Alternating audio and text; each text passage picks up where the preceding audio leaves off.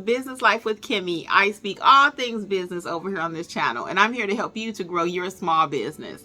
Today we're talking about how to choose a business name. Why is that so important? Does it really matter what the business name is? Yes, it does, and let's talk about it. So let's think about even when someone's having a baby. What's the first thing you want to know?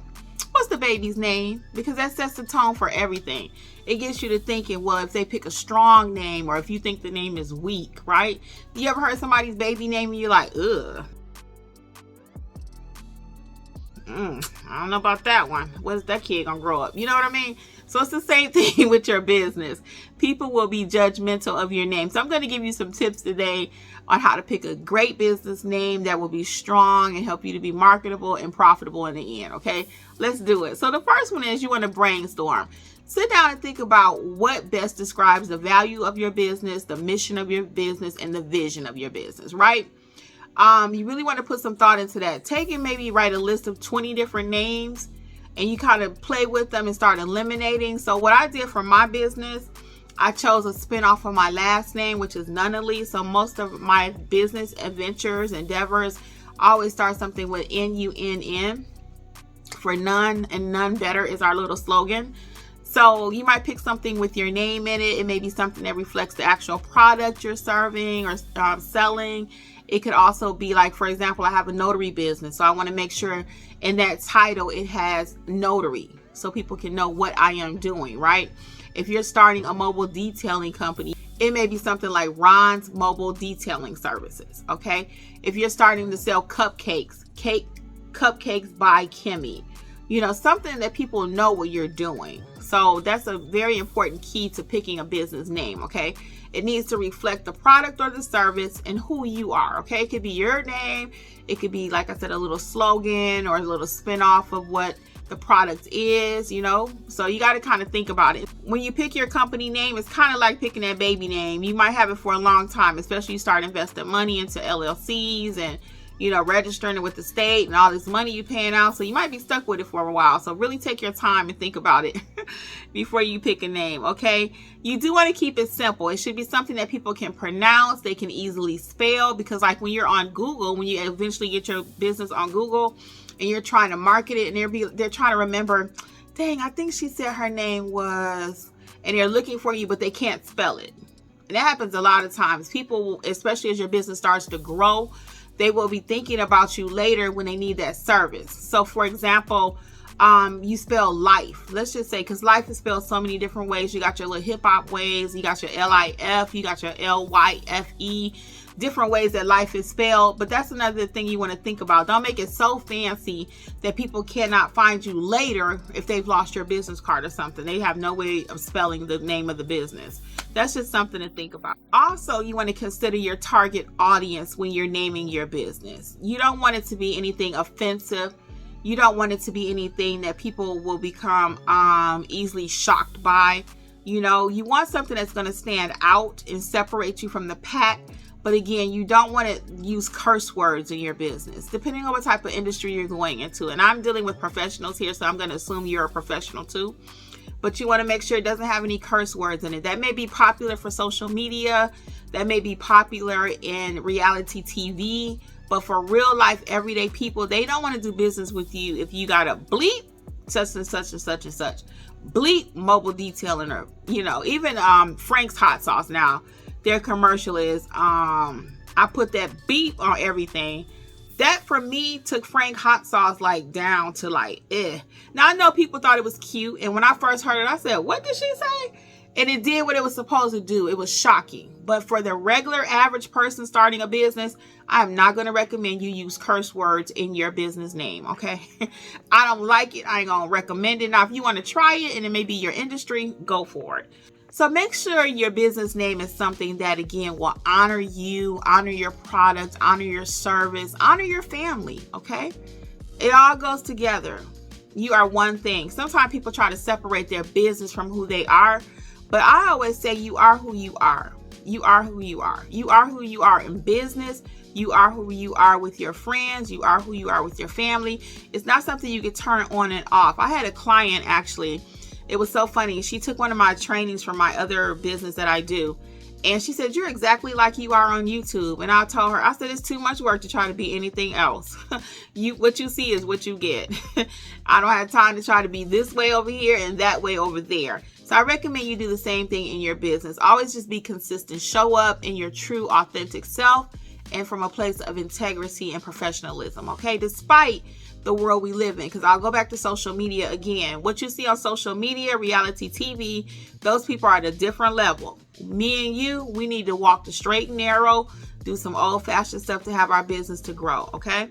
You want to also check the availability of your name. Check with your state before you start spending a lot of money, because you might pick Kim's Mobile Notary Service, but 10 other people in the city have Kim Mobile Notary Service. And now you can't use the name and you started spending money. So always check with your state. You can go to the Secretary of State website, wherever you live at normally, and you can do like a name search to see if anybody else has it. When I chose my business names, and all of the ones that I have actually, because I have several businesses, I actually went and I did a Google search too. So I did a state search statewide to make sure nobody had it. I also did a Google search. And if I found that anybody had anything similar, even though they were in another state, I chose something differently. Now, you're not going to be able to stop every single variation of a name, okay? But try your best to pick something that's unique and that everyone doesn't have.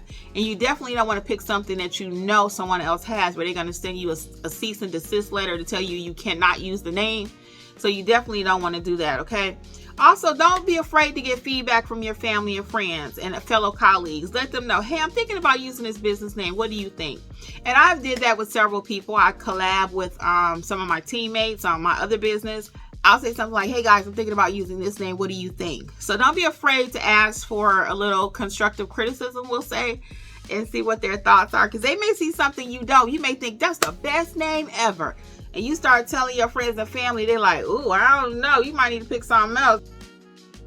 That sounds kind of, so what we have, like my husband said, he always tell me when I got bouncing around up in here, what I got bouncing around up in here might sound great, but then when I say it out loud and someone else hears it, it may come across completely different, okay? The next thing you want to think about is the future. Don't pick something that's so time specific that it won't make sense in the future. And you may have that business name, as I stated earlier, for 5, 10, 15, 20 years, right? So you want to pick a name that is not so niche down or just so time specific, like something from the 80s that, if you had a name from the 80s and it was something kind of crazy. I can't give you an example right now. I can't even think of one. How about if you're a DJ and you put, let's use that, and you use like CDs. Well, CDs aren't around anymore. So you picked the name in the 80s and it was Jeff Spin CDs. What is a CD? So that's outdated. And that example was kind of far-fetched really, but I couldn't think of anything else. That's just the fact. So, but the point is, don't pick something so date specific. So whatever you're picking for today, you want to make sure it can be equally relevant. In the YouTube space, we call that evergreen, something that if you go back and watch it 5 years from now, nobody really knows. I have videos on my other channel that are like 2-3 years old, and people are like, oh, I just found this video, but the information is just as relevant. That's the key word I'm looking for, relevancy. Even with your name, you want to pick something that's going to be equally relevant today as it is going to be next year and 5 years from now, okay? Because I want you to be in business long term. Once you have your business name, as we already talked about earlier, you want to go to the state and make sure that it's available there. But also, you may consider trademarking it. Is it so special that you need to trademark your name? Now, not all businesses need to be trademarked. That's a whole nother topic for another day. It can cost a lot of money to receive a trademark, but it may be something you want to think about if it's something so unique. Also, with your social media handles, you want to try to go ahead and reserve them. So if you pick, say you're doing cupcakes by Kimmi, or Kimmi does cupcakes, or whatever. Also go to IG, TikTok, Facebook, YouTube, in case you decide to do all these, and reserve those names so no one else can get them once you decide what business you're going in. Now, you may not be starting a YouTube channel, so you may not need to do that. You may not be starting an IG account, so you may not need to. But if you do plan on really growing your business, you will find Business Life with Kimmi pretty consistent across the board on all of my social media, as well as emails and everything like that. I try to keep everything pretty consistent. So one, I don't get confused because you can have so many names, you got different emails for everything. You like, who am I today?